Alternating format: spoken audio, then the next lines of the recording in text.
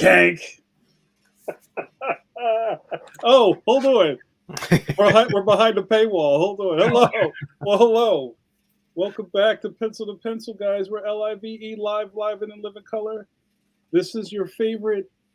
I was going to say weekly live cast, but we've been on vacation. We've been on summer break for a little bit. I stopped myself from saying occasionally because that would betray what we really do here. We're here every week when we're not on vacation. Guys, welcome to Pencil, your favorite weekly creative live stream where you get to interact with real, that's right, real flesh and blood, pinch me, I may be dreaming, expert cartoonists. My name is JAMAR NICHOLAS. I'm your first host. I am a cartoonist in good standing in the traditional book space. They call me an author/illustrator. Leon the Extraordinary is the name of my series at Scholastic underneath the graphics imprint. My next book, Leon Worst Friends Forever, is coming out this October 1st, yo. Go pre-order it, why don't you? Yes, I'm very excited about that. And we're going to talk a little bit about all those things tonight. I would be remiss, and I'm going to modify it a little tonight. I would be remiss if I did not introduce one of the most charming, handsomest. Abort. Well, we were working on the world champion thing. Like, I'm going to change it around. I don't want to embarrass Steve Conley, but I will say, when you hear the glass, that's your ass. Stone Cold Steve Conley. I'm going to keep the wrestling thing. So, well, okay, we'll think about wrestling. Steve, how are you, sir? I am fantastic. Good to see you guys. I missed you. I missed you so much. I feel very underdressed at the moment. I missed you also. But my name is Steve Conley. I write and draw the webcomic The Middle Age. Episode 306 was posted mere moments ago to Webtoons, Tapas, Go Comics, middleagecomic.com. So and I have a Kickstarter, which has got 1 week left for volumes 1 through 3 of The Middle Age. If you go to steveconley.com/Kickstarter, you can find it there. And there's 1 week left. It's hit its goal. It's unlocking stretch goals. Everyone's very lovely. I love you all. Thank you so much. But I would be remiss, I think that's the word, if I didn't introduce the Tower Power, the man of the hour, too sweet to be sour, the marvel of mark making, maestro, Mr. Mike Manley. Hello, everyone. Well, hello, Mike Manley. Mike Manley. I am a 40-year, this is my 40th year anniversary of working in comics. Oh, my heart. I know, my heart. You know, so, and I currently am doing The Phantom. I've returned to drawing The Phantom after I was spelled for a while by Brett Blevins and Scott Cohn and Jeff Weigel, but I'm back in. I'm on the 14th week of my next story. And I also draw Judge Parker, which I've drawn for going on 15 years. I know. It's you get to that point in your career where it's like, I thought I just did that 5 years ago. It's like, no, you did that 15 years ago. It's that weird time distortion. Occasionally you'll see something like, I don't remember drawing that. Somebody will send you a sketch you did at a convention or something. I mean, I usually remember everything, but I'm actually getting to the point now where occasionally I'll see something like, I don't remember drawing that. So like going through your archives and you're like, huh. You have more of those head scratchers like, oh, I don't remember that.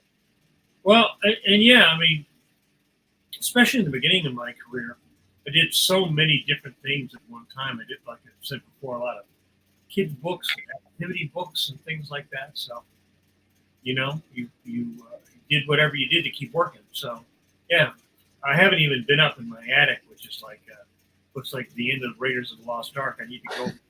I actually need to go through my archives and declutter. What was that lady that has that show? Marie Kondo? Yeah, I or, need or hoarders. Which one? Well, it's probably a combination of both. It ended up being hoarding just because, like, comics generates a lot of reference. Mm-hmm. And then when I was working in animation, that generated even more because every episode you would get one, sometimes two FedEx boxes of reference. So that's a lot of stuff. Yeah. Do you feel the want to still have stuff, kind of like how we used to feel? I know the younger generations aren't really attached to things the way we are. But they will be. You think so? Yeah. You're not so much attached to your stuff necessarily in the beginning. But get 10 years in. Get to the point 10, 20 years where nostalgia starts to creep in, right? Mm-hmm. That's when you start beginning, you feel attachment to anything. And especially, I think, once you've been doing it 20 years. When you've been doing it 4 or 5 years, and I think especially this current generation of people, you jump around a lot more. Mm-hmm. I don't think this generation, unless you're doing your own thing, I don't think this generation of people will have a 3-year run on a book, a 5-year. They won't even have like a 6-month run on a book. Or you might work on a show and you just do 1 season, and then you got to go do something else before that second season is renewed. So, but I do think in general, in my experience, 20 years that's when things become sort of nostalgic.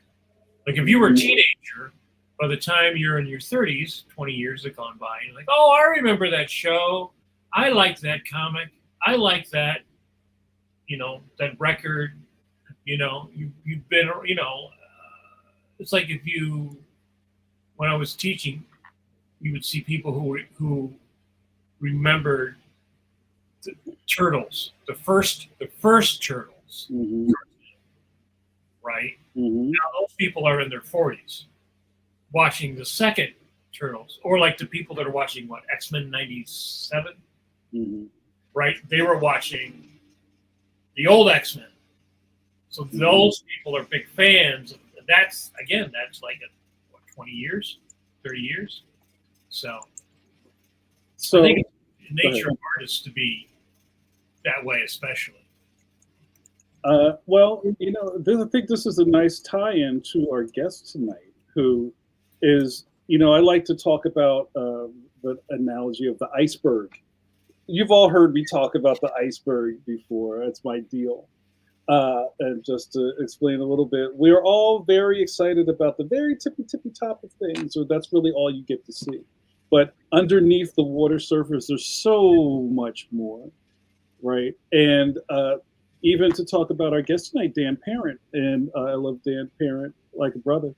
I think there are a lot of people who know Dan Parent as the Archie guy, right? But we also know that Dan Parent has so much more underneath his surface that we could scratch on, and that's one of the big reasons that I was really excited to have Dan on, because I caught up with Dan a couple of months ago on the circuit. And I was just like, oh man, Dan, we should talk, because it's all this stuff is so interesting. And then you put in the nostalgia bit and how people are so tied into Archie comics. And just like, oh man, Archie, oh man, I remember this. Oh, I remember this. Oh, you drew my childhood. So, Dan is of a new generation of people drawing childhoods. Mike Manley is well aware of how that feels. So, but maybe before we bring Dan in, Mike, how do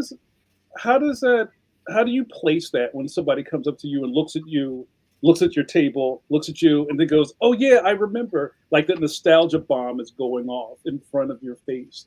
Like, how do you deal with a fan or a reader who is connecting all this stuff at one moment? I get that weekly. I posted a bunch of Dark Hawk pages on my Instagram. And, every time I do that, I post a bunch of stuff. It's like that's somebody's, oh, that was my first issue, right? I get that. That was my first issue. Right. And, it's always nice for people to remember your work. There's really nothing negative about somebody liking your work, remembering your work, remembering it fondly. So that's always nice, because, when comics is a weird, as you guys know, it's a weird business, because you sit here in the studio all day, just me and my cat working, you send it out, and then weeks, months, years later, someone will remember something that I did today. Right? Mm-hmm. Oh, that was a really important thing to me, or that was my grandma bought me that was the first comic my grandma bought me. So that's always very nice. I'm sure, musicians get that, authors get that, when you're entertaining the public. That was one of the things that Marvel was really good at. I don't think they're so good at it now, but they were really good at that. Is that every issue of Spider-Man was somebody's first issue of Spider-Man, right? Mm-hmm. They operated that way for decades, but I think we're actually at the point now where that is not really the case, where every issue of Spider-Man is a very small percentage of people's first issue of Spider-Man. Mm-hmm. It's mostly guys my age to your guys' age, and maybe a little younger, that are still buying Spider-Man. Because, and I think kids like Spider-Man. They love Spider-Man. He's such an appealing character. But I don't think that they're going out and they're buying Spider-Man like we did. You go in the 7-Eleven, or you go in the grocery store and you go to the magazine aisle and well, Mom's buying arugula. You're looking at comic books, It's like if you go into the supermarket now, there are no comics. There was maybe 5 years ago there were comics, but now there are no comics. There's no comics in mm-hmm. and even in a couple times you fill a prescription.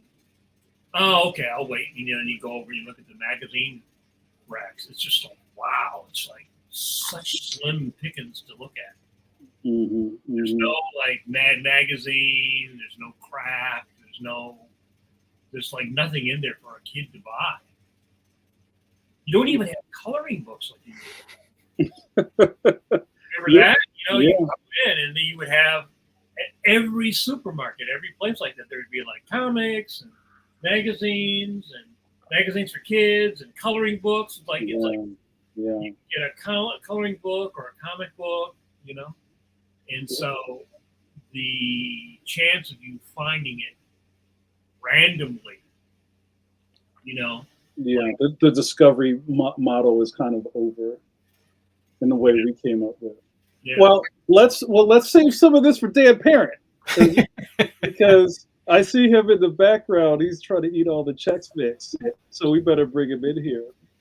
All right, this is going to be exciting, guys. I'm very excited to bring to the show Dan Parent. Let me clear the screen. I got a lot. My ADHD isn't clicking in yet, so give me a second. All right, guys, prepare for rendering. Bring it in. All right, rendering. Ping! Let me clear the compressor. Dan Parent, I put on a jacket tonight. Wow, you look very dapper. Well, thank But you. no pants. No, yeah, well, Well, we didn't get that far, but you know, we'll take a good Donald Duck any day. So, Dan, thanks for joining us. thanks for having me. Appreciate it. It was really great because, you know, like I said in the preface, that you know we were kind of, I think we're sitting next to each other at We're Free Comic Book Day. Free Comic Book Day, and I was like, "Hey, Parent." We were comics and Free Comic. Yeah, Harrison, New York. Yes. And you know, not to be creepy, Dan Parent, because I'm not creepy, but I'm kind of like an anthropologist. I like to study people, right? Not necessarily you in general, but you had a line of people the whole time we were there, right? And I love like kind of like this varying amount of Archie stuff you had, and people kind of to what I was saying to Mike were kind of like showing up, and they're like, "Wow, there's so and so. Oh, this is Jughead. And you were like so like nice and just kind of accommodating with everybody there. And one of the questions that we're going to get to is kind of like, how have you adapted to like the Archie style over the years? You know what I mean? Because it's like, I'm sure I know now there are Dan Parent fans who are looking for Dan Parent Archie. Mm-hmm. But I don't know if it was like that at the beginning, or is that something you struggled with at the beginning of your gig there? I mean, when I started there, it was about Dan DeCarlo and Stan Goldberg. It was, they were the big guns when I started there. Mm-hmm. This is, I've been this is 38 years now. I've been at Archie. Wait, what? 38 years. Oh my goodness! So do the math. Don't do the math. All right, I won't do the math. But yeah, I was still in Kubert school when I started. I started my third year of school, working there. But when I was there again, I was it was about Dan DeCarlo. I was a huge Dan DeCarlo fan. Mm-hmm. And when I started at Archie, and it's very strange because Archie was a lot of the things are the same as now, and but things are very different now at the same time. But it was about Dan DeCarlo. It was about, if they could have cloned Dan DeCarlo machines, they would have. But so yeah, it was just a very different time. I was, this young guy, nervous and struggling, and just trying to, adapt the Archie style with my style, and it was a very different time. At that time, they wanted everybody to draw like Dan DeCarlo. Now they want everybody to have their own style. Mm-hmm. Or if you could be like a hybrid of the two. Mm-hmm. So, but yeah, it's again, I'd say about halfway through my career there, when I was there about 20 years, 18 years is when, and this just shows that Archie had a lot of patience. It was about 18, 20 years in when I really had to make a decision about really going loose with my style and really kind of like, because when I first started there, it was sort of like, try and draw like Dan DeCarlo as much as you can. And I even worked with Dan DeCarlo. Then I started finishing his stories. I was working with him. But you can't really, that never really works when they tell you to try and duplicate someone. So then I just got to this point where I was like, I could take the best of what Dan does, which is a lot, and then just try and work into my own layouts and my own designs and my own, interpretations of the characters. And then when I loosened up, that's when I think my stuff sort of took off, when I just relaxed a little bit. But it took 20 years for me to relax. It took a long time for me to really just chill. And Did you have go ahead, Mike. Did they have like the Dan DeCarlo model pack? Like how Mm-hmm. Oh yeah. oh, this expression, that expression. Yep. They had style guides that with Dan DeCarlo stuff. It was a big pile. They gave it to all the new artists there. And you try. The thing that did help me a lot though is I remember at first when they hired me, they thought I had like a DeCarlo-ish sort of style, which they liked. But I think some of the editors there were like, you have to just be more like Dan DeCarlo. And that's when the pressure comes on you and you're like, well, I really don't think I can do that. Mm-hmm. But the thing that really helped me a lot was when Dan at one point in the 90s, when I was working up in the office, and Dan was looking to sort of semi-retire. So he would lay out stories very loosely, and I would do the finished pencils. So that's really, I think, what really trained me to draw the characters well, because I wasn't necessarily trying to copy Dan. I was working on his stuff actually. So it actually helped me with my anatomy and just drawing figures and all that. So that's what helped me, and that's what kind of pushed me to the next level of using my own style more, but incorporating in the way he like laid out things. And so it shouldn't sound. I know this sounds more complicated than it should be. No, this is the good stuff. Cartoons, but there was a point, and again, it was like the powers that be, the old ownership of the company. They knew what sold, and it was always Dan DeCarlo stuff. It was always Dan DeCarlo summer stuff. I mean, Stan Goldberg was really popular too. There was, they had their stable of artists that did really well, but Dan set the Archie style, Eddie and Veronica summer stuff. That was always the stuff that that made the money. So, what would you say? Because I mean, the layperson just consumes it; they don't really necessarily think about the difference. But right, what would you say was the difference or the strength of somebody like,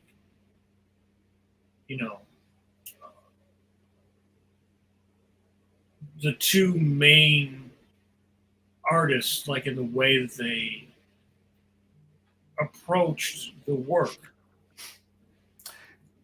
Do you mean like the two main artists, like Dan DeCarlo and Stan Goldberg or something? Yeah. Well, they sort of like set the, they were like the Jack Kirby. Yeah. Well, Archie, I mean, they had their stable of artists that were all like really, as a fan, I'm speaking from a fan point of view. I know when I started there, we loved it because Dan DeCarlo drew the girls beautifully. Harry Lucy, who's another classic artist who had passed away years ago, but is still considered one of the best Archie artists, was great at slapstick and drawing the classic Archie stuff. Where Sam Schwartz was always great at drawing Jughead. He for years was the Jughead artist, because this stuff was so strange looking, but it fit the character of Jughead. And then there was always like Bob Bowling with Little Archie. It was always a whole classic area. So there was different artists that were really good at different stuff. It's just that when I had started there in the late 80s, it was kind of everything at that point was pretty much Little Archie had kind of passed. Harry Lucy wasn't around. Sam Schwartz at that point wasn't like doing that much Jughead stuff anymore. So it was really all about Dan, because he sold the books at that time. And we're also entering a time where comic sales really started to stagnate kind of in the 90s to now. so I got in on like the beginning of the slow descent. So at that point it was like Dan DeCarlo. The big thing with Archie that has made us really makes all our money is the digests. Yeah. That was the other thing, because I know like when the digests have been around since the 70s, they've been around forever, but the late 80s they got I mean, they always were in stores, but they got massive distribution in the 80s and in the 90s. That's when they got into all the supermarkets and stuff. So at that point, I remember there was a point where they weren't as concerned with the 32 pagers anymore, because they realized the digests were their money makers. Yeah. I mean, to this day now, our digests are still our main book. We put out more digests than we do 32-page books.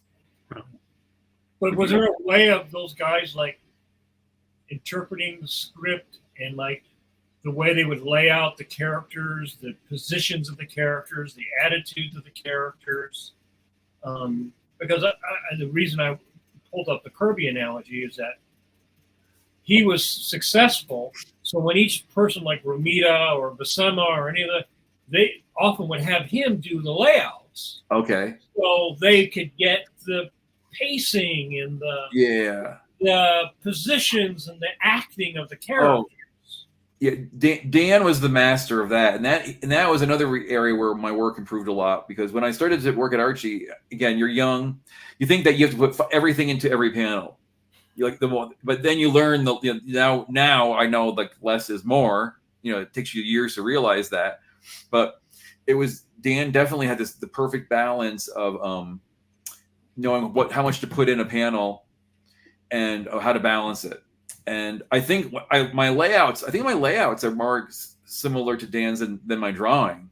I think because I learned a lot more on how to lay out a comic page from him, and really how to just even how to, like, when you're doing a story, how to break up facial expressions on a page, not repeat yourself, just how to vary the sizes, just how much, like Dan was a master too of exactly how much background to put in.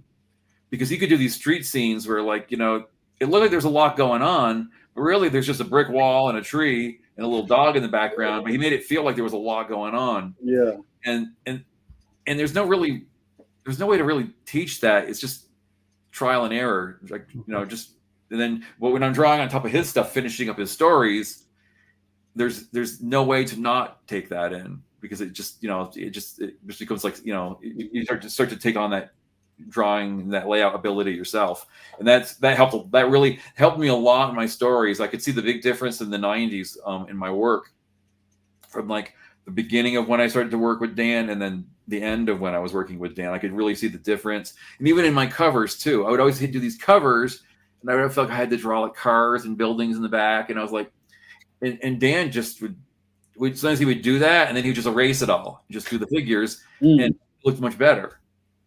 But like now going back, if I wish I could redraw a lot of my early covers, you should just always go with your instincts, because like my first instincts are my first love are Harvey comics, who have the simplest covers on the planet, and they were the best designed covers I think that have ever been published. If you look at some of these old Harvey comics covers, so that definitely is, It's a good way to it's a good analogy for how to design, but it's tough because, again, you always think you got to put more in to make it better, right?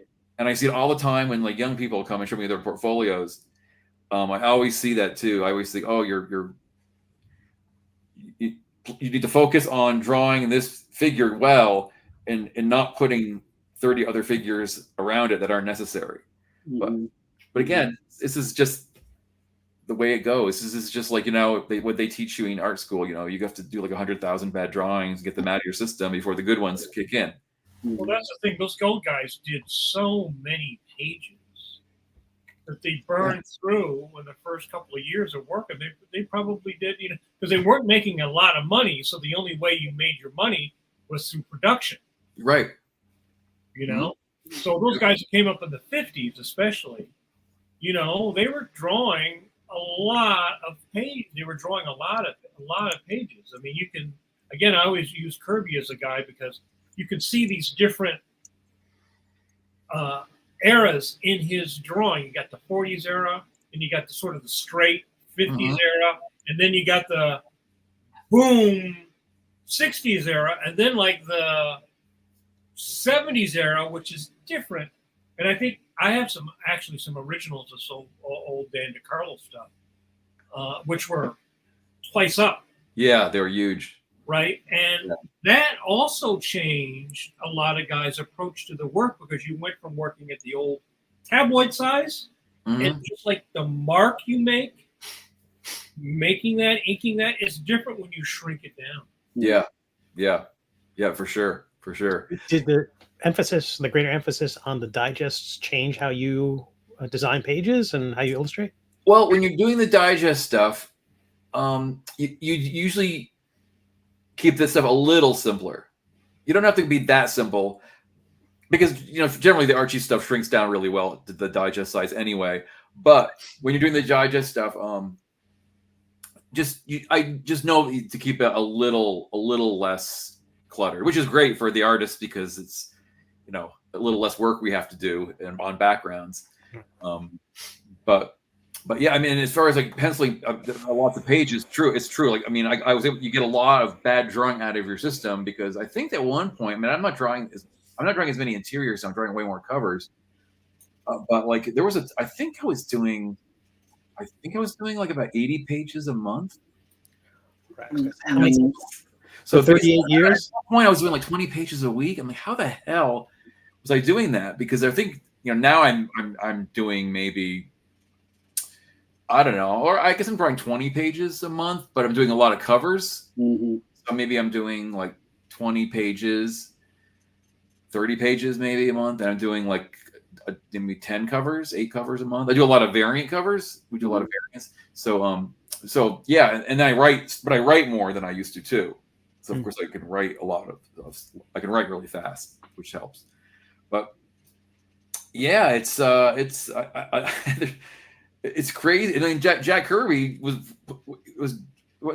he putting out, like when he was working for DC, they were doing like 4 books a month. 3 or 4, yeah. That's insane. That's crazy. But those old guys, I mean, that's sort of the thing I would be interested in. Did you actually watch Stan draw? Did you watch him? Yeah. Well, when at first, when I was starting up there, see, I got right when I graduated Kubert School, I worked in the art department in production, and then I was doing freelance at night. So when me and whoever were the younger guys at the time, once a week the freelancers would come in and, you know, drop their invoices off. Usually it was every Friday. Stan would come in, and once in a while he would sit down with my stuff. He would go over it, or he would just draw stuff there because, you know, Victor Gorelick, our editor, would have covers for him to draw. So he'd be like, you know, I got 2 covers, I need them. Or Dan DiCarlo would come in 2 or 3 times a week because he lived around the corner. So he would come in and just leave. He'd drop stuff off when I was finishing his stories, or Victor would need a cover like last minute, or they needed to replace the cover, so he would just come in and draw it, you know. And I mean, Dan could do a 5-page story in a day. He could pencil a 5-page story in a day.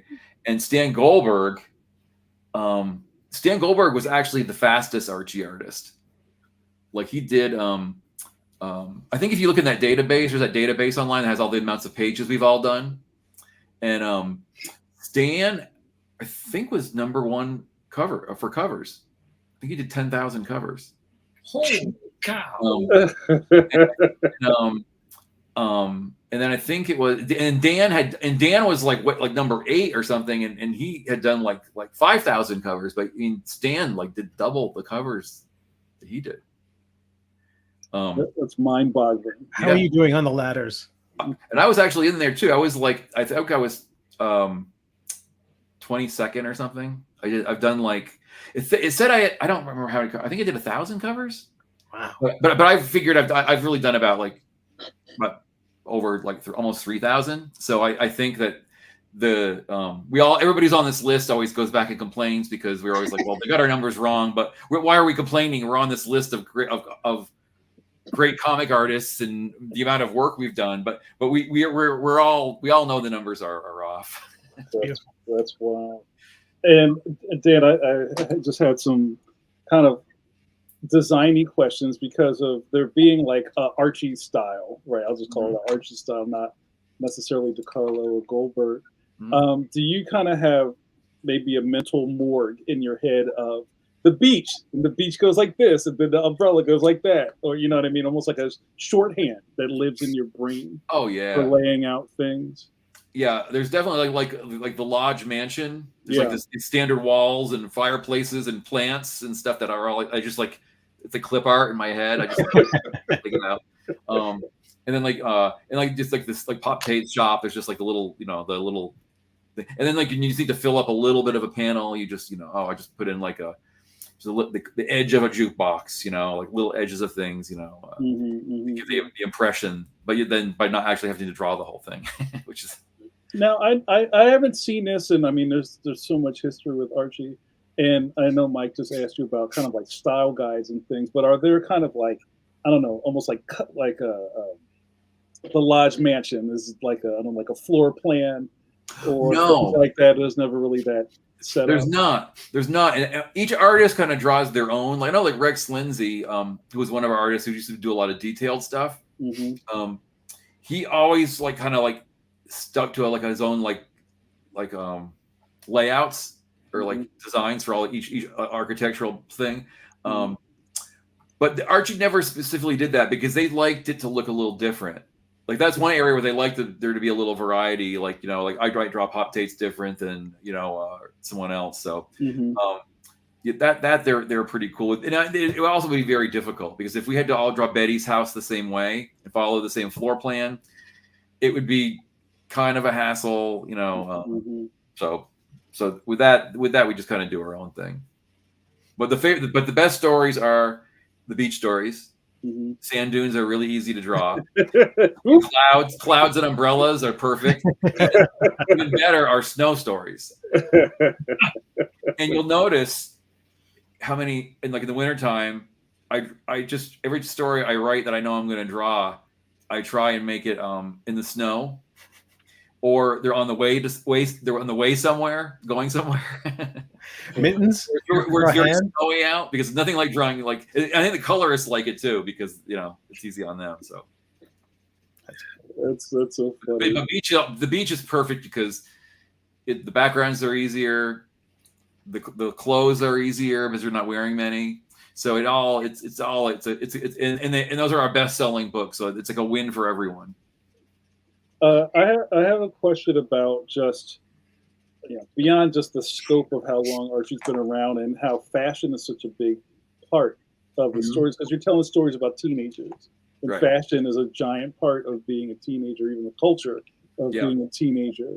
How keyed in have you gotten over the years with just kind of like teen fashion, or is there kind of like an Archie stopgap where it's like we're not trying to be super street trendy, but also on model of kind of how like kids look in this era of time?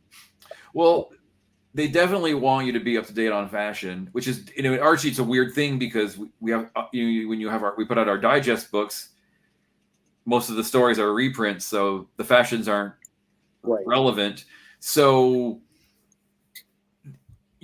like right now, like 70s fashions are popular, are back in style anyway. So they all kind of look like, the stuff that you're seeing. And, when you go to like Urban Outfitters and stuff, everything looks like the 70s again.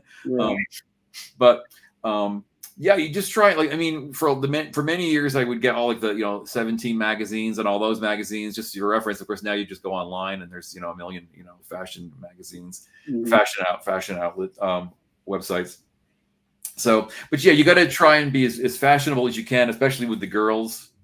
You can get away with t-shirts and jeans for the guys pretty much. But the girls, you got to like make sure that they're not, wearing t-shirts and jeans because they've got to be somewhat up, especially like Veronica, they've got to be up on style. So what about things like tattoos and stuff like that? It's funny, I just did a cover where Archie has a Betty and Veronica tattoo on his shoulder. It's one of my covers that just came out a couple weeks ago. And that was always forbidden under the old guard. I've had 2 sets of owners since I've been there. Under the old guard, no tattoos. Or if you had a story with a tattoo, you had to make a comment about how it was a fake tattoo. Right. So but now you'll never see like the main characters having them. Like this cover was just like kind of like the joke of the cover was he had a Betty and Veronica on his shoulders. Kind of, but so you kind of can take it how you want. But no, they're as long as supporting characters, you can do pretty much anything you want with them as far as like piercings and tattoos and that kind of stuff. Oops. Like I was just thinking like Veronica gets a septum ring in the next Summer Digest. Yeah, So- probably. If we did a story like that, the joke would have to be that it was like a fake, and she pulls it out of that's how you would have to. She pulls it right out of her skin. Ah! Rips it right out. So, Dan, let me ask the first question, and I just kind of previewed this. Our good buddy Francis from YouTube, what up, Francis, says, do you have tips on finding fashion sources for your characters? Usually, I just go on Instagram, and believe it or not, I'll usually look at like whoever's like Kim Kardashian for Veronica, like that kind of stuff, like big the famous influencers you see on Instagram, or you just go into like the Vogue website. Or you just type in like Vogue fashions, and usually like a lot of fashion show stuff comes up. Yeah, and that's good. There's there used to be a 17 magazine, 17 website. I don't think they have that anymore. But Google a lot of. I just Google a lot of stuff, and then I bookmark a lot of stuff, and then I just use it when I need to. And it's always for Veronica, and sometimes for Betty. And usually I'll do it for like Reggie, because Reggie's a little more dapper. But for Archie, he's pretty basic. He's t-shirts and jeans, short sleeve shirts with t-shirts under them, that kind of stuff. So it's pretty easy for him. Has Archie ever done like a fashion collab with like a real brand? Oh yeah, we is it 12? I don't know, 12 years ago maybe, we did a Archie. Well, Matt Cosmetics did a line of Betty and Veronica cosmetics. That's so cool. Yeah. And it was really cool. Mac does a really like pretty nice high end job of marketing. So they did these Betty and Veronica line of cosmetics and bags and little makeup bags and little kits. And I was able to go to England. They had the launch there. So we did like promotions in like Mac stores there. Wow. London. And it was a huge campaign, really huge campaign. It was really successful. And then they've done some like fashion stuff too. Like is it Rachel Antonoff was a fashion line, and they did like a Betty and Veronica clothes with them. And then they've had the basic, like lines of clothes in like Macy's and things like that. But yeah, so but they've definitely had their mark, and then we always do well with like with stuff like like t-shirts and that kind of stuff. Yeah. We saw a lot of those. That's interesting. Very cool. Steve, do you want to throw some questions at Dan? Well, I was wondering. I don't want to segue too far away, but I don't know anyone who does as many conventions as you do. Yeah. I don't either. I know a couple of people I do, but it just seems to me that as many pages as you've done, you seem to have done as many conventions. You might be climbing the ladders on that as well for being a road warrior. Yeah. Well, it's true. I've actually cut back a little bit this year because I overdid it last year. I've had to learn to say no. Because at first it's exciting. I want to go. And then you regret it. And then I always say, well, I got to cut back, and then I don't. But last year I really got burned out last summer, and I was like, I really have to just put the brakes on a little bit. So I've done that this year. Even though I've done more international travel this year, I've done less conventions.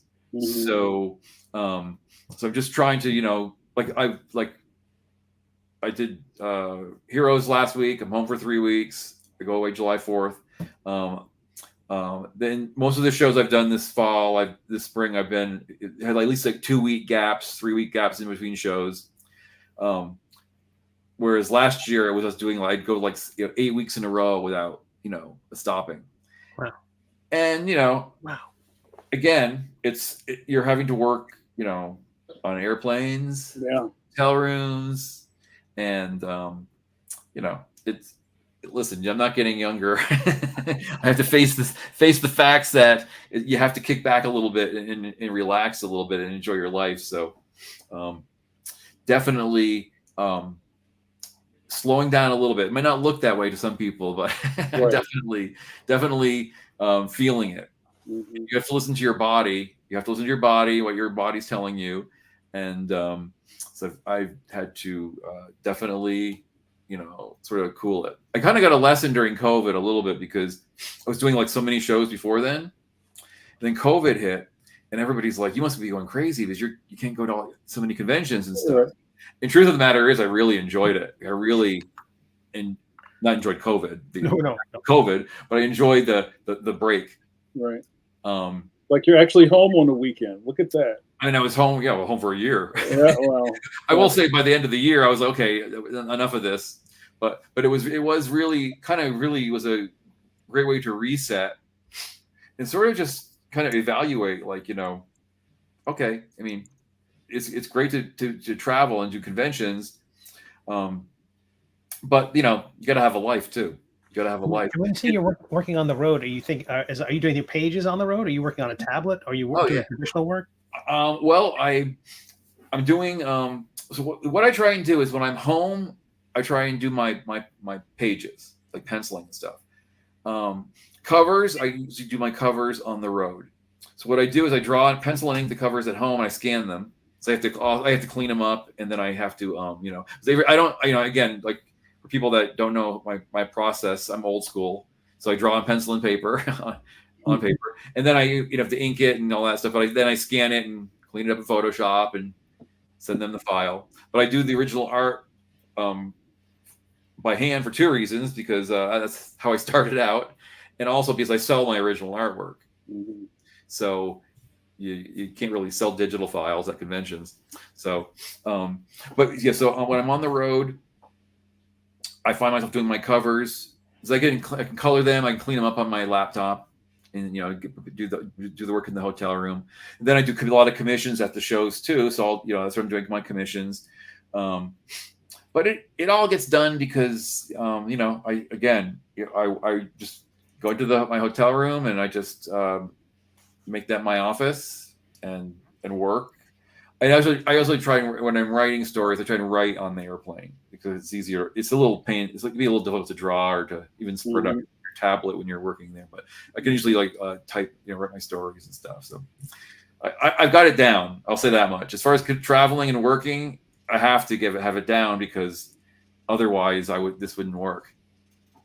Dan, how are you dealing with just not even just travel? I was going to say travel fatigue, but I think more about the fact that when you're on the road so much, it kind of at some point becomes a haze to you, right?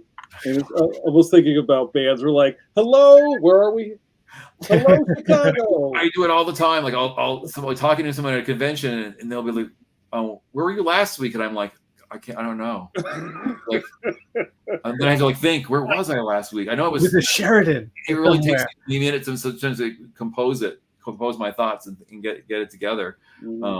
But the worst part about traveling is, and again, these are not bad problems to have. These are good problems. These are good problems. And anybody who's if anybody thinks I'm whining, I'm not, because it's been very fortunate that I've been able to travel all over the world drawing for comics. Yeah.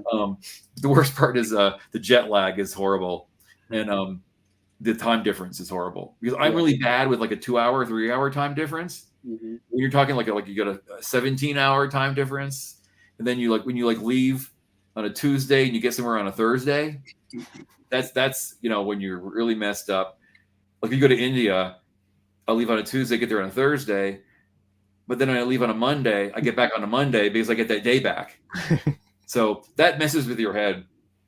Yeah. And the jet lag is serious, because it's when you get back from these shows, you're like, you just want like a day to just crash and do nothing, which I used to be able to do that, but now it just seems like there's just so much to do that I'm not able to even do that. So, but again, these are good problems. They're not bad problems. No. But the great thing about your traveling is you really connect with people, people that appreciate your work and that you would never even known about, because our biggest fan base is probably India, which most people don't know. Really? Mm-hmm. And you go there, and it's just amazing the connection people have with Archie there. Wow. It's unreal. It's unreal. First time I went there, I couldn't believe it. I just could not believe it. I mean, Canada has always been really strong with Archie. It's always been really, really popular in Canada, which is why I do a lot of shows up there. But India was amazing. Mexico too. Mexico were really popular too. Wow. It's funny because the Phantom is super popular in India. I have a lot of India. I had no idea.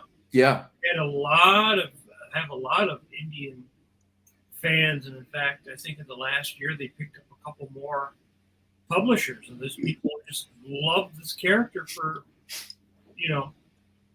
decades and decades and decades. Yeah. And it's weird because in India, they also have their own Indian comic verse there. They have their own companies, they have their own characters that, they have their own publishing entities there too. But then they also are huge on American comics on top of that. Yeah. They're just totally into comics big time there. So do they reprint it in English, or do they reprint it in the? They reprint it in English because English is taught in school there, right? Which is a lot of people don't know too. Like even though they have like the Hindi languages and stuff there, like when you go in on the roads, all the street signs are still in English too. So English is, English was the main language there up until I guess it was like the 1950s, because when it was part of like the British Commonwealth, it was an English, speaking territory. So you had to have English. And even since then, English is still pretty much a main language there. You don't see many people there they're very bilingual there. Which is strange because, here in the US, we're lucky if we know one language. Uh-huh. We're one lingual. yeah, unilingual. Dan, our buddy Billy Bob just asked, and I think I saw this. Isn't there a Indian Archie show out? Yeah, it was. It just came out in December. It's a Bollywood movie called The Archies, done with all Indian actors. It's fantastic. I was blown away how good it was. The music is great. It's funny, as I've told people, the movie is like the most true to life Archie movie you'll ever see. Even though it's all Indian characters, it doesn't matter because they got the essence of that nostalgic Archie feel. Yes, perfectly. Wow. And I was there I was there 3 times last year, because when I went the first time, I was there to promote it. We also did an Archie in India book to go along with it. I was there promoting that in India, and then the movie got delayed a little bit, partly because of COVID and other things that pushed it back from its initial, release. So then I went back again back in November last year, right before it came out in December on Netflix, and it's great. It's just such a love letter to Archie. It was really, really beautifully done. Wow, that's wild to me. Not that they made that movie, but it's just kind of like we talk a lot about how cartooning and even just the love of comics is so strong in other countries. It is, and when you go to India too, like you just see the love of reading there in general, and the appreciation for Archie. And it just makes you, again, that's another reason why I love doing conventions too, is because it does get you out of your studio, where we are sort of locked up, in our little cocoons, and you go and you really do get to interact with people who really appreciate your work. And in India, it's a whole other level of appreciation. It's just like almost, I don't want to say worship, but you really do feel like you've created something magical for that they are so fond of, and they know everything about everything. They know everything, not just the characters, but they know who all the Archie artists are. Wow. I mean, I've never been, I've never been recognized, in a public place or anything, except in India. Even a mall in India, people know I'm like the Archie artist guy. Wow. Archie comics, like they'll know that. Wow, that's fantastic. Doesn't happen anywhere else. No. Nobody's bothering you in the 7-Eleven. No one's bothering me in a mall here. No one gives a rat's ass. No. So you know what? I was going to ask Steve to throw some more questions, but the chat is blowing up, Dan. they're going to unsubscribe if we do not talk about Kevin Keller. Oh yeah. So can you just maybe like tell us about the origin of how Kevin Keller came about? Yep. So anyway, so there's the two eras of Archie. There's the previous owners and the new owners. And John Goldwater is the new guy that took over when his half brother passed away in 2008. And also Michael Silberkleit, who was the other owner, passed away at the same year. So, and Archie's, and just to also give you a little more history to everybody, Archie is still a family-owned company. We're not owned by any corporation. So we're still family-owned. So when the two other guys died, for each one from the family member, the new ownership took over. So John Goldwater took over. Now keep in mind, he was, 20 or 30 years younger than his half-brother. So he's like, I want to do new things. I want to introduce new characters. And he's like, why is Archie like still look like it's 1955? Like everybody's white. It's just, because it's not looking, like we're in the 21st century. And that was the stuff we all wanted to hear as artists, because we had been trying to introduce a lot of new concepts and things, and it just wasn't happening. It just was falling on deaf ears because, again, Archie was like a well-oiled machine. It just kept moving along, and they didn't want to rock the boat. But so we started introducing a lot of new characters. They wanted more diversity, and I was like, "Can we have a gay character?" Because it was 2010 at the time. Gay kids are out in high school now. It wasn't a big issue. Will and Grace is on TV. There's just, it's a lot more in the culture. And he was like, I can't really think of a reason why we shouldn't do this. So he was like, so we just wrote up. We tried to figure out what we were going to do. We were not going to have an existing character come out because they have such a long history. It would have felt maybe a little forced. There's always been this thing with Jughead was gay, but he really isn't gay. He just doesn't like girls. He's basically like just not interested in dating. So it wouldn't be right to make him gay because that would make it seem like there was something wrong with being gay, kind of. So right. So we just said we need to come up with an idea, whether it be a guy character or a girl character. So the idea I had was just like, again, I think we have to do this in a humorous way. So it was like, I thought a funny story idea would be this hot guy moves into town. Veronica has the hots for him. He cannot figure out why he's not interested in her. And then I start to go into like my Three's Company mode of like misunderstandings, because that's really all Archie comic stories are Three's Company episodes whittled down. We need to do like a Three's Company misunderstanding.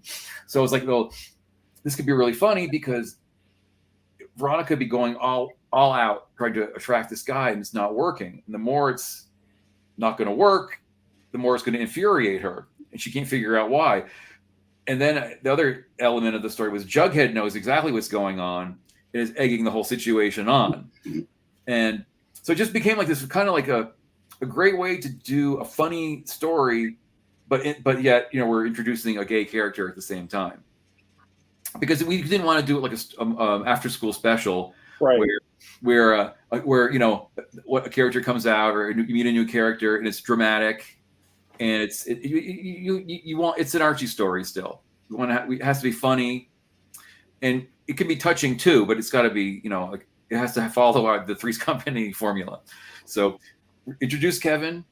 We really introduced him with the idea that he was going to be like a mainstay character, even if the sales weren't good or didn't reflect anything. We would still have committed to introducing a character that we weren't just going to make a throwaway character. And I was really adamant about that when I was creating Kevin, because there had been some other companies who had created characters that were gay and then just kind of discarded them. We're not going to do that. So fortunately, when we introduced Kevin, even the skeptics, because we had some Archie readers who were conservative and skeptical, even most of them were liked Kevin.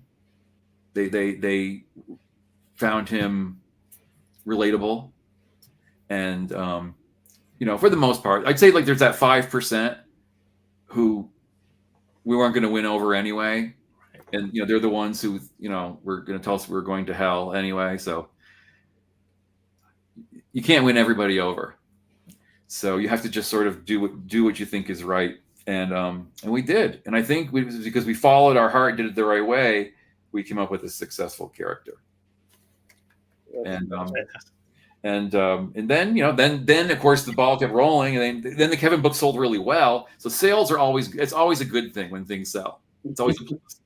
And the book sold really well. And then Kevin became part of Riverdale, the TV show Riverdale, and that was another thing when John Goldwater came on, as far as introducing new ideas and diversity. It wasn't just Kevin; it was doing things like Afterlife with Archie, and revamping Sabrina, and doing a realistic line. All this then led to Riverdale. Yeah. So there was a lot of after 2010 there was a lot of change that went on in the company for the better. And I wanted to just remark on Riverdale. I feel like the Riverdale show is kind of like the new MCU as far as Archie's concerned, because I'm sure you have Riverdale fans who may not be as aware of Archie comics. Because, to be realistic, a lot of people have not read Archie comics. They might. Well, it's funny. A lot of parents tell me the stories about how they have to tell their kids, this is based on a comic book that I grew up on. And a lot of kids are like, "What? What are you talking about?" But a lot of parents will see the digests in the stores, and they'll give this to their kids or their teenagers and say, "This is what the source material is." So we did get a lot of new readers just in that way, who were fans of Riverdale, who were curious. And then with Riverdale, it's all over the map, because you've got people who only love classic Archie and hate Riverdale, or only love Riverdale and hate classic Archie, and you have people who like both. So it's you get a little bit of everything there.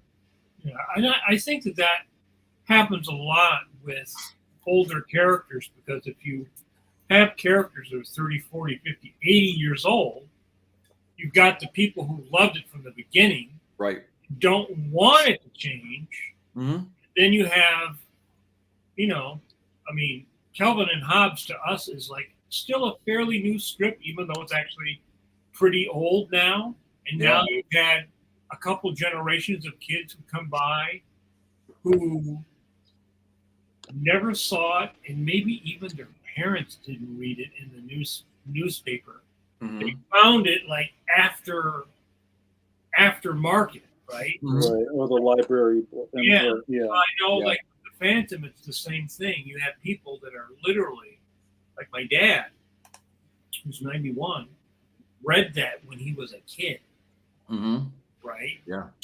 And I know that was with Flash Gordon too. So you have people that are well, if he doesn't have a cape, that's not Flash Gordon, right? Yeah. So it's I think you have to be able to flex, and I think it's a great thing, like you were saying, where you didn't take a character and say, well, we're going to make Jughead gay, because then it feels like it's kind of like you're just trying to cash in on something, Right. And then it's and Marvel and DC have both done that, I think, where they say, oh, well, by the way, this guy was always gay, but none of the other stories ever reflect that. Right. That kind of works with characters that aren't fully formed, or characters you don't know the full background on or something. But when it's a main character that you know really well, plus it actually was more fun just to create a new character. It's just more fun to create Kevin, because I could create a whole backstory for him. And then that's what we did. In the further issues of Kevin, we had the whole stories of him growing up and him coming out. And it was just, you're able to just create a whole world. So I found it, more interesting that way. But yeah, it just, and again, I remember that back, it was in the early 2000s when I drew a story and, or I wanted to write a story where Betty was going to the prom with Chuck, our black character. And even then they were like, I don't know, because, we might get letters from the Midwest. And I'm like, well, who cares? So I mean, you get a letter from like someone in Kansas who's pissed off. Like, what does that matter? And it was always like they were always just so afraid of any. Like, and another thing that I don't know why my mind went here, but I remember back in the early '90s, I did this Veronica story, and I had like a page where she was. We would get people that were pissed off about putting them in like fur coats and stuff. Mm. Then I did this Veronica fashion page, and I don't like fur anyway, so it's my personal thing. But I did a Veronica fashion page. It was Veronica's fabulous faux furs, Mm-hmm. Then we got letters from furriers who were pissed off because they're like, I make a living doing this, and you're saying this is, so you couldn't really make anybody happy on that one. Right. But sometimes you just got to do what you want to do. I mean, again, you can do a page of fabulous faux furs. It doesn't mean that we're making a direct statement that we hate fur. It's just we're just showing that we like fake furs, But and again, same thing with any sort of like anything that's going to be an issue of whether it's a gay character or them dating, another race. That you can't not do it because you're going to offend somebody. You just got to do it. And I mean, again, this is not 1963. It's Mm-hmm. So we definitely, again, with the old guard, and I love them, but they definitely, what's the opposite of progressive? There's probably a word for it. Regressive. I don't think they were regressive either, because again, they were, they were just very conservative. And it's so funny. It's like, no, I mean, socially they were very liberal, but they just, as far as the Archie property goes, they were very just didn't want to offend. And I think that was another reason where, this is just my opinion, but I think I'm right. Back in the 90s and in the 2000s, we started to see a lot of watering down of the characters. And we were starting to notice it just because we were just, again, worried about offending people. So with Veronica, for many years she was kind of a bitch, and then all of a sudden, we had to be careful with how bitchy we made her, and I felt like we were kind of watering her down. And then Cheryl Blossom became the new Veronica because that's what the Veronica used to be.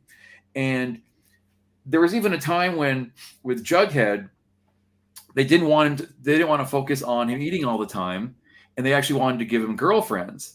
And I'm like, but that's not really Jughead. He doesn't like to date. He likes to just eat. He likes to judge everyone else for being stupid about dating. So there was a time where I felt like they were trying to be everything to everyone. Mm-hmm. And then when you do that, then you water down your product. So right. And having such a strong conviction about how the characters are, like their core, yeah, it has to be protected. Well, and it got even worse because I remember, me growing up reading all the Harry Lucy stories where the slapstick was so great, and they would, my favorite stories were always where Mr. Lodge would just take Archie and just throw him out the front porch, and just throw. And that was like and then we couldn't do that anymore because it was too violent. And then that's when everything was starting to get watered down, because you can't even do like the comic book violence that's so funny. The slapstick, I'm going to call it. It's not violence, it's slapstick. Right. But fortunately, again, the last 15, 16 years, we've embraced all of that slapstick, and we stopped kind of worrying about, what might offend someone, and we just can have fun. Yeah. And so it's and even with Kevin, I know I'm going on about Kevin, but even with Kevin, once we did Kevin and he was successful, we still had a lot of blowback when we had groups like 1 Million Moms coming after us. And they were doing their letter writing campaigns and all this stuff. But that was the best thing ever, because it got such media attention that the thing 1 Million Moms came out against was when we did Life with Archie, which was the grown-up Archie book, Kevin gets married. Mm-hmm. And this is when gay marriage became legal, 10 years ago. So they were outraged. They didn't even read the book. They thought it was teenage Kevin getting married. They didn't even realize this is a book where he's a grown-up getting married. Right. But they were furious because the book was selling in Toys R Us. So they put this big campaign for Toys R Us, take it off the shelf, blah, blah, blah. Anyway, the book sold out immediately after all this outrage. Because once it made the news, it just, you couldn't find a copy of it anymore. So, but, you know, so if you stand by your product, you know, good things happen. And even people being outraged about it is a good thing, because it shows who the idiots really are, and it may just make show your product for what it is and get the word out about your product. So talking about kind of the alternates and kind of like how Archie is kind of invested into different areas and genres. Our buddy D. Brad Gibson, what up, D. Brad? D. Brad says, how fun was it to draw Archie meets Predator, Dan Parent? I was nicely surprised that you drew it, because most of the horror books had a different style. Well, in all fairness, I only drew some covers for that. So Fernando Ruiz actually drew the interiors. But yeah, that was the great book. That was like so, and that's why that book worked, because it was drawn in the Archie style. Because you'll notice we did Archie meets Predator 2 in a realistic style, and it wasn't the same. Because if you want to see the Archie characters get their heads ripped off, it was much funner to see the classic characters. And like I also did the Archie meets Sharknado, one of my crowning achievements. And it was the same thing. It was done in the cartoony style, and just seeing the characters getting their limbs ripped off by sharks. It's much more intriguing when it's the classic Archie. Right. If it's realistically drawn, it just looks like another, realistic superhero book. Right. Seeing Reggie get beheaded is hilarious. There's one scene where Sabrina was trying to do magic to make all the Sharknado stuff stop, and two sharks jumped out of the water, ripped both of her arms off, so she couldn't do any more magic.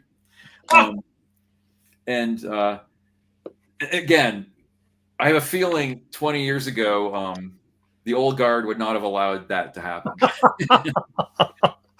If they weren't happy with slapstick, like with Archie getting thrown off at Mr. Lodge's porch, they probably wouldn't want to see like Predator pulling out, Archie's intestines.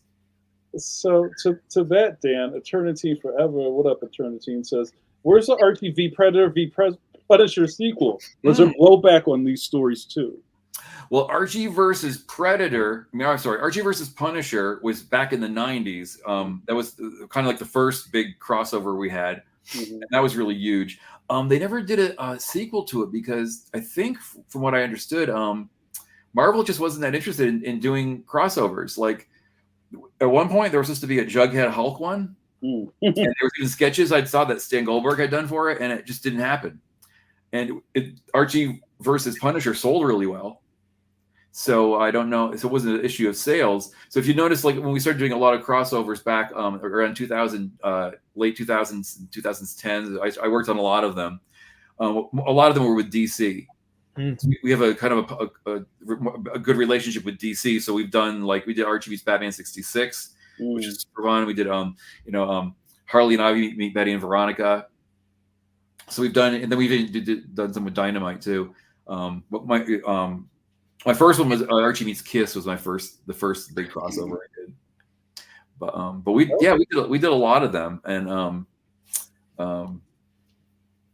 they're tons of fun. Archie meets Batman 66 was my favorite. That was my favorite one. We're kind of in our Question Palooza phase. We're just going through it here. Our buddy Tim Fielder, what up, Tim Fielder? One of our favorite people. Says our mutual friend Alex Simmons. Hello, Alex. He's awesome. Did a run on Archie. Yeah. I wonder how complex is it for a creator to get in on the team. How do I get down, Dan Parent? Well, you just have to sort of. If I knew, I would tell you. You basically have to just sort of pitch to Archie. You can contact them to their website, and I know it's just like a basic contact number, but. Or sometimes you got on Instagram, you can just send messages to them. It's just, I don't know. The best way is to find at a convention, find like Mike Pellerito, or he's the president of Archie. That's And Mike's a sweetheart. He's a great. Yeah, Mike's a great guy. He's a great guy, and he's very open to ideas too. He's very open to stuff. So if you can get his ear, yeah, I don't know if there's no real magic way to do it. It's it's not like the old days where they had like portfolio reviews and stuff. It's just sort of like they just kind of find you, find you on Instagram. I love it. But yeah, Alex Simmons is great. I worked with him on a few things. I did we did an Archie Meets Obama comic with Alex Simmons, and then I remember we had to throw Sarah Palin in there just to be fair to the other side. I can see Riverdale from my house. I know. Yeah, it was. That's fantastic. It was that was fun. And I did Alex Simmons created a lot of new characters too. I worked on a lot of them with him too. He's a super guy. That's great. So we're kind of hitting the home stretch here. So and thank you so much. The chat's been very lively. Steve, do you want to try to hit some of these stars before? Yeah, we got some in here. I try to construct a narrative out of these if we can. But let's start with JRD. Recently back from Heroes Con. I'm sorry I missed you there, JRD. Dan, I was a retailer in 2010. I want to tell you how many of my customers were so happy when you created Kevin Keller, a character that they could really relate to. So for them, thank you.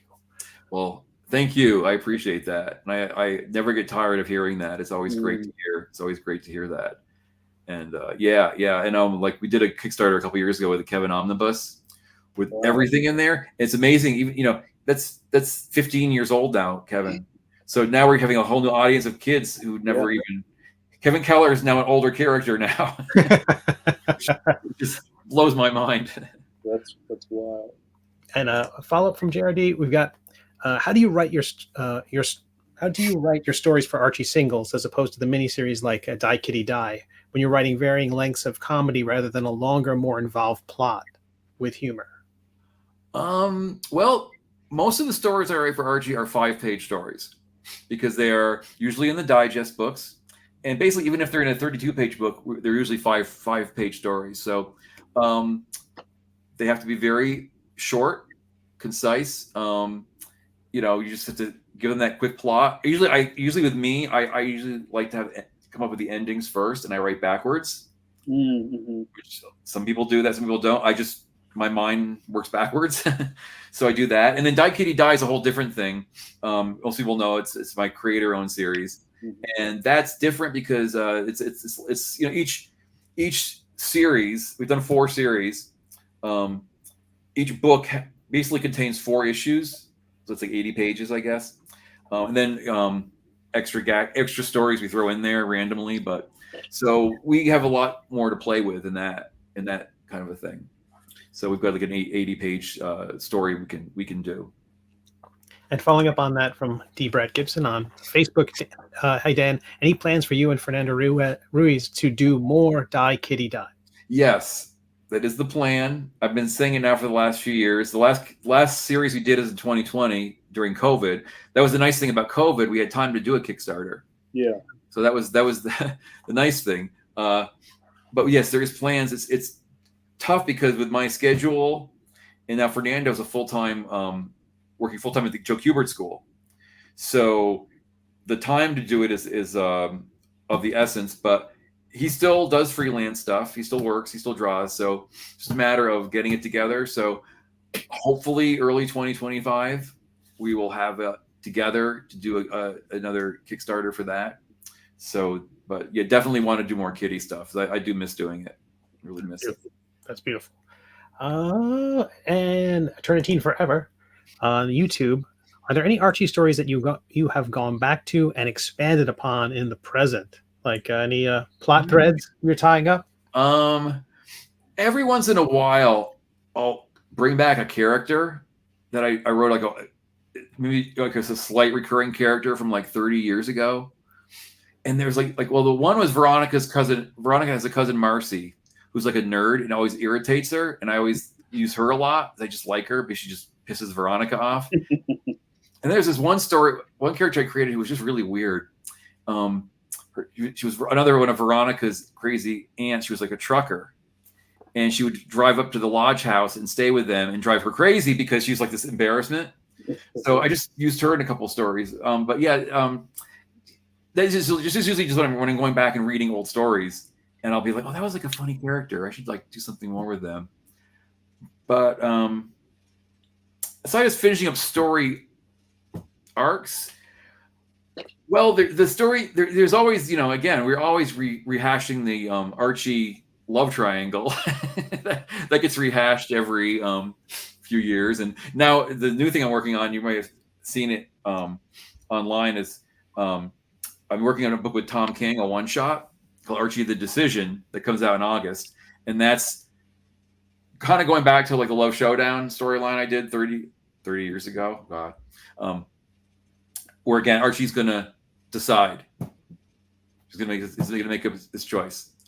So, you know where this is gonna go. But we want to take you on the ride anyway. That's fantastic. And I think and Tom King is great because Tom King, you know, everybody knows who he is. He's like a huge name in writing. Mm-hmm. But he's a huge Archie fan, and he wrote this story that just incorporates, like, it's a 20-page story. Like, every Archie character in the universe is in there. Every Archieverse character is in this story. Wow. So, like, I mean, you got like everybody from like Little Jinx to Sabrina to the Shield. Everyone's in the story. It's crazy, and it's like a madcap sort of like zany sort of farce. So it's super fun. And when is that coming out? August, end of August. Yeah. Yep. And there's a couple of questions that we kind of pared down, but kind of just to that, and maybe the old guard, the new guard versus the old guard. JRD asks, how many pages into Tom's The Decision script would the old guard have had a conviction? Oh, probably by page 4. That's fantastic. Yeah. We were putting everybody in that story. Like I know there's still going to be some Archie characters we forgot about, but everybody I could think of I put in there. And I have there's a business question, Dan. I don't know how savvy you are on, you know, the inner machinations of Archie, but this is an interesting question because it's a family-owned publisher, right? Tim asks a question about the Archie. How does Archie, which appears to be its own business ecosphere, differ from the regular direct market and trade markets, distribution reach, etc., or even just talking about the supermarket? Well, that's a great question. That's always interesting. It's always interesting to talk about that because we're the outlier in publishing because we make all of our money from the newsstand. Mm-hmm. Who the hell does that in this day and age? Right. But we still are. The digests are still our big sellers. Yeah. And we do sell digests also in comic shops too, which you know, and we sell 32-page books. Mm-hmm. But the digests and newsstands, you know, there are still tens of thousands of supermarkets and Walgreens and drugstores in this country, and we're in most of them. Mm. And we're still in newsstands, you know, in Canada and airports. So, you know, those digests go a long way with travelers. They go a long way with summer camp. And you know, I was at Walgreens. What was it, like last week? And just saw the cover I was telling you about a little while ago with the tattoo. And so there's it's just a reach that people, you know, comic shops. I mean, comic shops, you know, there's a lot of comic shops, obviously, but a lot of, you know, comic shops are still like, you know, it's sort of a niche thing. You know, not everybody goes into comic shops. So you have to go into a comic shop to, you know, do your comic shopping. But like, we have a captive audience because people are in checkout lines waiting there with their kids. And then they're just standing there and there's Archie Digest. So, you know, and then hopefully for our sake, your kids are brats and you want to shut them up with an Archie Digest.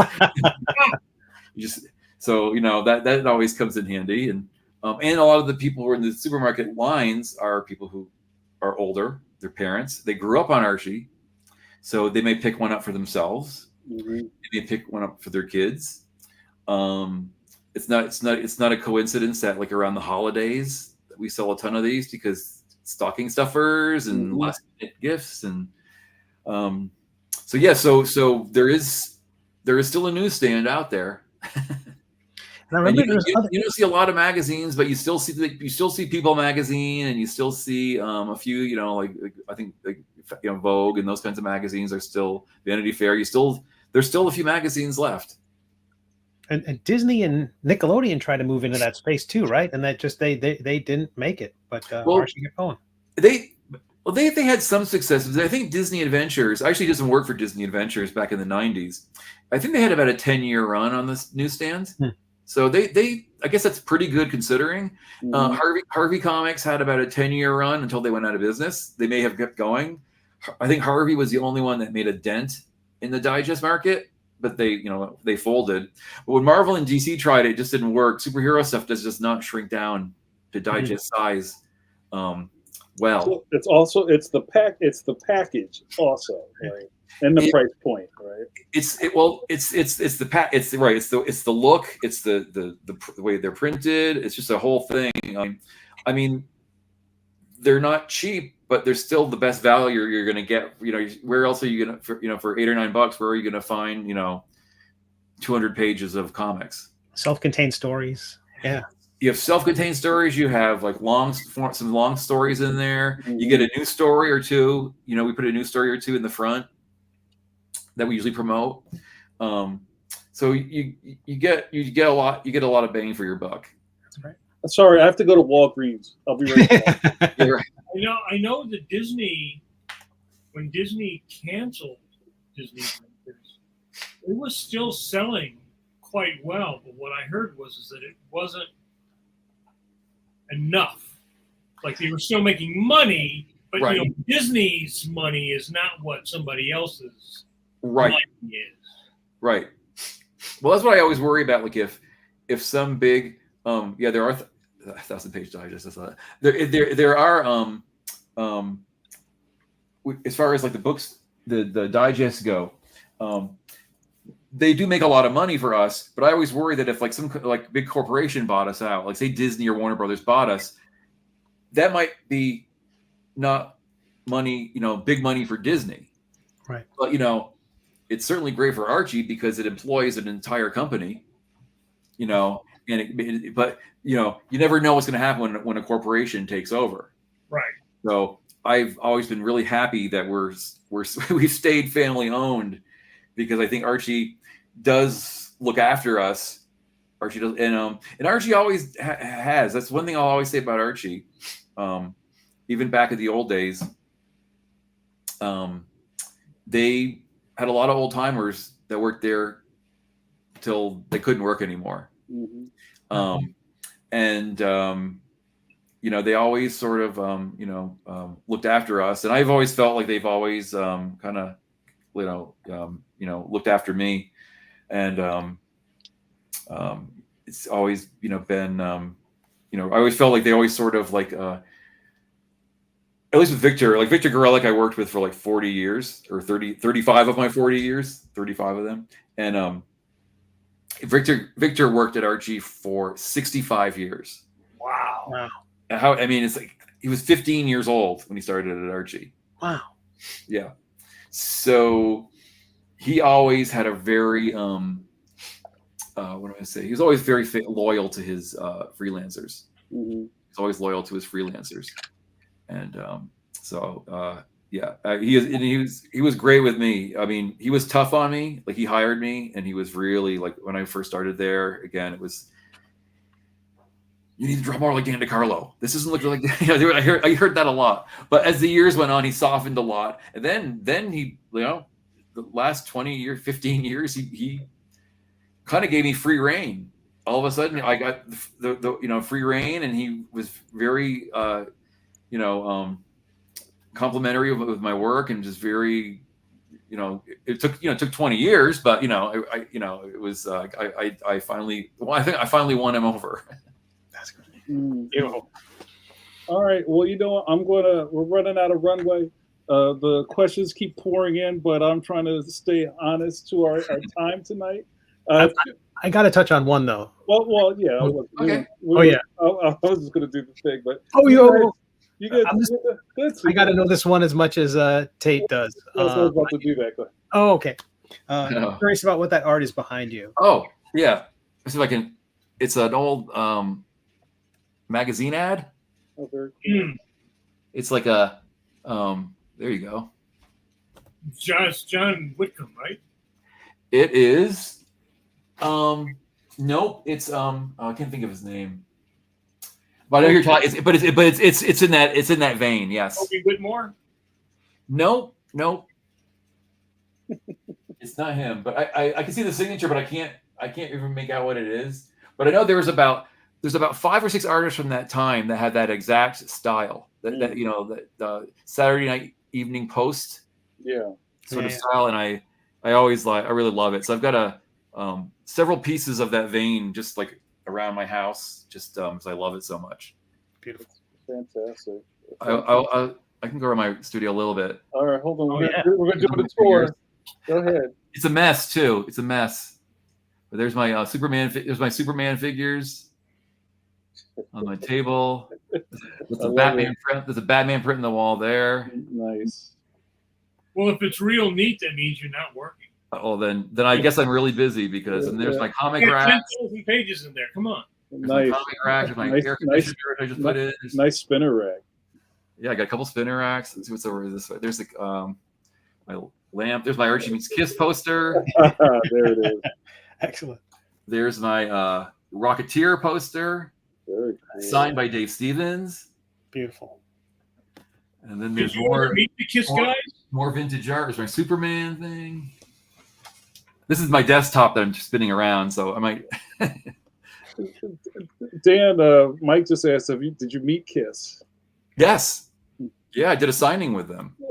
How cool is that? They in makeup? No.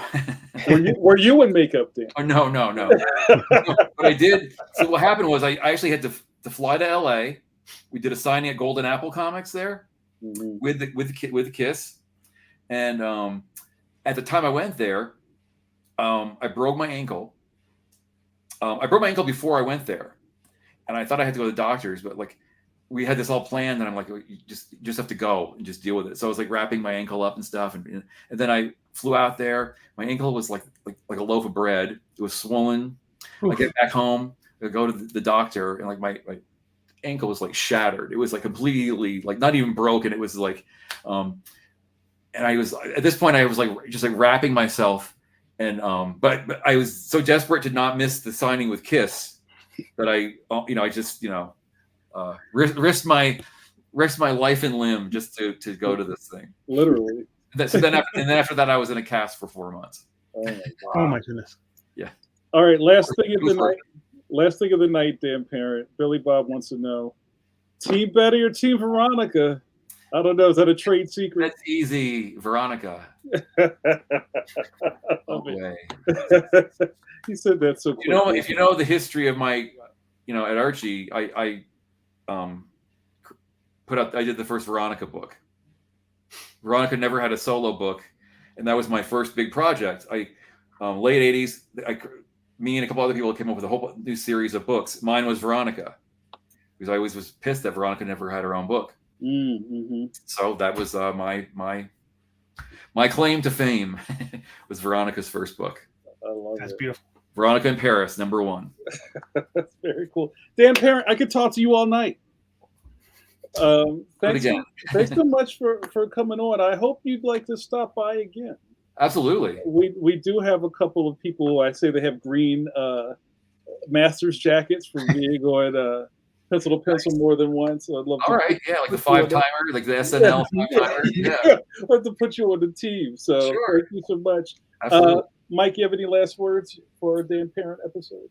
No, just very happy to meet you. And I was trying to. You too. I'm a big fan of yours. Gosh. I almost did some stuff for Archie. I think before you guys got bought, and then some people were not at the company anymore. Because I used to see Victor conventions all the time back in the 80s and the 90s. Yep. And So yeah, so Archie's one of those places I never got to. I talked about, but I never actually got to do.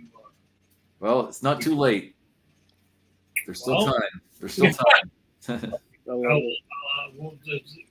Archie meets Darkhawk. So Yeah, absolutely. Steve Conley, any last words? It's so great for you to be here, Dan. It's always great to see you, Steve. We could talk about Kubert School. We could talk Yes. about convention setup, and a master class and setting up. It's just, I'm really glad you're here. I really appreciate It's always great to see you. It's always great. I'll probably see you at a couple shows this summer, I'm sure. It'll be great. Thank you. And Dan, again, it was great reconnecting with you on the road. I'm glad we're able to make this happen, and maybe I'll see you in like Turkey or something like that. All right, so what's that? Where are you at next? Next, I am at Fan Expo Denver in a few weeks. No, next week, 2 weeks. Next week, I don't know, sometime July 4th weekend, whenever the hell that is. That's like it's next week. So, like, as long as my COVID is gone, I'll be there. Well, I hope you recover well. You look great. I wouldn't even know you're sick unless you told me. Well, I'm definitely on the mend. I wouldn't have sounded like this 2 days ago. Wow. Well, you did a great job, and thanks for being a trooper. And I totally would have understood if you were like, "Yeah, bro, I can't do it." So, Listen, as long as you don't care if my nose is dripping and my voice is hoarse, then. All right, cool. All right, well, we're going to do our outro, so Dave, you got to do it with us. Thank you guys for joining us live. We'll be here every Wednesday, 8 p.m. EST, same time, same bat channel. For you guys who want to watch me drink coffee and run my mouth, I'll be here tomorrow night for Coffee Break with JN, which will be at 9 p.m. EST. And if you are not following, liking, subscribing, and hitting alarm bells for the Pencil to Pencil channel, what are you doing with your life? Correct your actions. So thanks again for Dan being on the show with us. We're going to do our outro. Guys, I feel like we're in the end game. I think Cumberbatch was onto something. We might be in the end times. But until that happens, I behoove you, come on, Dan, get them up, to wash those Kirby hands. Let's see some Kirby hands, Dan. Perfect. There you go. I think that's, yeah. Do some Dan Parent hands. You do really great hands. Awesome. All right, guys. Thank you so much. We'll see you next time. Be good to each other.